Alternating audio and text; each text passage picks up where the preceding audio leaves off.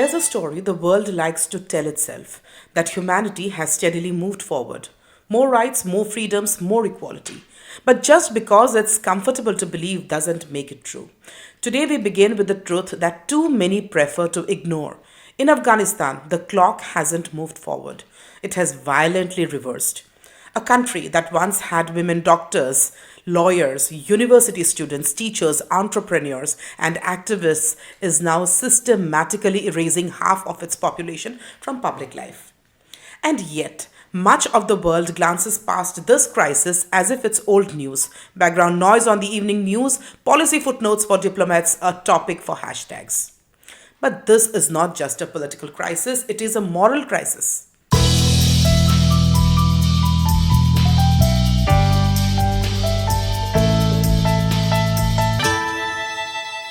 Welcome to the Personal Lens. Today we are talking about Afghanistan not as a geopolitical headline, but as a place where women's lives are being systematically narrowed, controlled, and erased in real time. Today's episode is difficult, uncomfortable, and necessary because while the world moves on, women in Afghanistan are being silenced, restricted, and erased. So, how did we get here?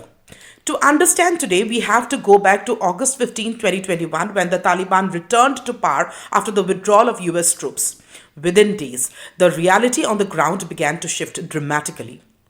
The Taliban, who once ruled Afghanistan with strict interpretations of religious law, promised they would respect basic rights.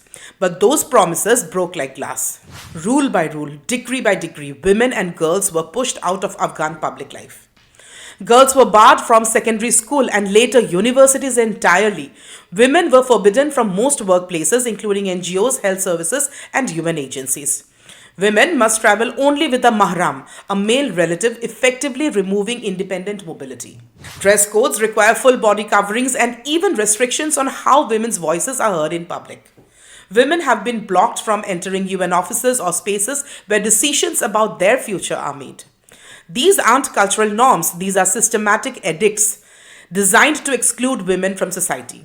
That means access to education, jobs, healthcare, careers, professional futures, all stripped away. And as if banning girls from school, restricting women's ability to work, and forcing them to be accompanied by male relatives isn't oppressive enough, the Taliban's rules have also drifted into the realm of surreal and deeply dehumanizing controls. For instance, one directive has been widely reported and widely mocked for how explicitly invasive it is. Women may only leave their homes if accompanied by a man and must keep their eyes pointed downward, never making eye contact with others. They are to look only at the ground or at the path in front of them, not at the world around them. This rule was articulated by a Taliban cleric, saying that a woman outside her home must look down, even suggesting that only one eye is needed to see where she's going so she doesn't look around at anything else. This one eye principle may sound like it belongs in dystopian fiction, yet it has been circulated in multiple reports and social accounts as a literal interpretation of a Taliban edict meant to control how women and girls move through public space. But the restrictions don't stop there. In the Taliban's first formal 114-page morality law approved by its leadership, women are mandated to cover their entire body and face in public, so only the eyes at most are visible.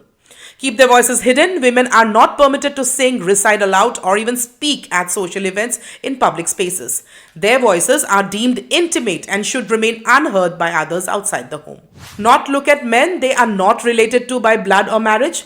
Eye contact with unrelated men is prohibited by law. Have no independent mobility. Women cannot travel alone or take public transport without a mahram, like we've already mentioned, which means a husband, father, brother, or male relative must accompany them. And there have been reports of even more bewildering restrictions, like directives that women should not hear other women's voices during prayer, or that certain building designs must be changed to ensure that women cannot be seen from windows. These rules may sound almost grotesquely detailed, but they all point to the same grim reality: the systematic erasure of women's presence, voice, visibility, and autonomy in public life. What makes these rules so shocking isn't only their cruelty, it's the intent behind them. They don't just limit rights, they aim to reduce women to shadows, unseen, unheard, unpresent. That is gender segregation evolved into gender isolation. And while some of these decrees may not make headlines every day, they tell us exactly how deeply institutionalized discrimination has become under the Taliban. And the human cost? Imagine being told at age 12 that your chance to learn, grow, and build a life ends now. That's the reality for millions of Afghan girls today, and the only group in the world denied a basic right to human dignity. A formal education beyond primary school, and the consequences are not abstract. Health systems are collapsing. In many provinces, women cannot train to be doctors, nurses, or midwives. Just at a time when the country desperately needs them, a recent letter in The Guardian warns that the next generation of girls will have virtually no access to female healthcare providers, and male doctors cannot legally treat them. This isn't just oppression, it is a public health catastrophe. Work, income, independence gone. Women were once lawyers, doctors, business owners, civil servants. Now they are barred from nearly all professions, leaving families and entire communities deprived of half their talent. Public voice and safety all under attack. Women who peacefully protest face detention, intimidation, and even violence, not because they threaten everyone's safety, but because their mere presence in public challenges the order of the regime. But despite this repression, Afghan women haven't disappeared quietly. There are underground schools, secret educational networks, quiet protests, and courageous defiance, all risking imprisonment, torture, or worse. Even former female judges, once pillars of justice, now live in hiding, exile, or underground. And women continue to organize not with swords or guns, but with paper, pen, voices, memory, resistance. But when the world laughs off their erasure as just another geopolitical crisis, they cannot afford to stop fighting for what should be universal rights. It is, however, interesting how the world watches this gender apartheid and moves on. A discomforting truth. Parts of the global community have acted as if Afghanistan's redefining of women's rights is a negotiation point, not crisis. Some governments have continued diplomatic relations without meaningful conditions on human rights. Public attention flares for a day, a hashtag here and a statement there, and then turns back to the next global headline. Meanwhile, millions of girls will never see a classroom again. This is not background noise, it's a failure of international responsibility. There are voices demanding accountability, like calls to classify gender apartheid as a crime against humanity. But until the world treats Afghan women's rights as non-negotiable human rights, millions will continue to be erased. And here is the bitter truth. The world has failed Afghan women. Not in whispers, not in small mistakes, but systematically, collectively, and silently. When the Taliban returned to power in 2021, there was an initial global outcry. Headlines screamed, diplomats issued statements, social media erupted with hashtags like Save Afghan Women. But action, real sustained action, that has been almost entirely absent.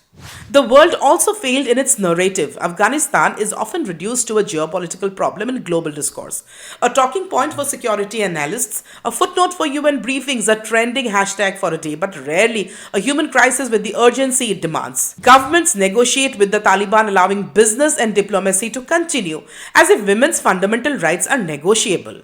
And when journalists cover the situation, the story fades once headlines move on. And this is where we must ask the question no one wants to answer. Where is the responsibility to protect now? R2P was supposed to mean something. It was meant to be the world's promise that when a state systematically harms its own people, when persecution is no longer incidental but institutional, sovereignty would not be used as a shield for cruelty. That the world would not stand by while entire populations were erased. And yet, in Afghanistan, women are being stripped of education, work, movement, visibility, and voice, not sporadically, not accidentally, but by design. If the forced disappearance of half a population from public life does not trigger responsibility, then what does? What we see instead is a hollow version of R2P reduced to statements of concern, expressions of deep regret, carefully balanced diplomacy. Protection has become rhetorical. Responsibility has become negotiable or optional. And the people R2P was meant to defend have been left to endure this alone. And the people meant to be protected, Afghan women and girls, have been left to survive this violence alone. So perhaps the real question is not where R2P is, but who it was ever meant to protect. Because if gender persecution this extreme does not qualify as an emergency demanding action, then R2P is not a safeguard. It is a slogan, and slogans do not stop oppression. In short, the world has looked away while Afghan women have been silenced, erased, and endangered. And that silence is not neutral, it's complicity. The failure is systematic. It is political, it is moral, and it is ongoing. Because even now in 2026, millions of Afghan women cannot attend school, cannot work, cannot travel freely, cannot speak openly, and yet the global conversation barely holds them in focus. This is not just Afghanistan's crisis, it is the world's failure, made visible in the faces of young girls who will never see a classroom and women who live in fear simply for existing. And until the international community treats these rights as non-negotiable human rights, the silence is more than neglect. It is a decision to let oppression continue. And why this matters to all of us? Some might say this is Afghanistan's problem. Some might shrug. But what's happening there today allows dangerous precedent. The idea that half of a country's population can be systematically denied education, work, freedom of movement, and the world will continue business as usual, that is not progress, that is regression. And as long as the world looks away, the struggle of Afghan women is a warning to every society that rights aren't granted, they are defended. And so as we sit here listening thousands of miles away, the women of Afghanistan remain unseen, unheard, and uncounted in their own streets. Their classrooms are empty, their workplaces closed, their voices silenced, and yet they persist in secret schools, in whispered protests, in the quiet courage of daily survival. Think of it. A world that calls itself civilized, that prides itself on progress, watches while half a nation is erased. A world that negotiates with oppressors while ignoring the moral cost. A world that moves on, scrolling past these stories as if silence is consent. But we cannot move on, and we must not. Because every young girl denied an education is a loss for humanity. Every woman barred from work, from freedom, from expression is a reminder of how fragile rights are when the powerful decide to erase them. Every invisible Afghan woman navigating the one eye rule, the shadows of oppression, is a testament to courage and a call to conscience.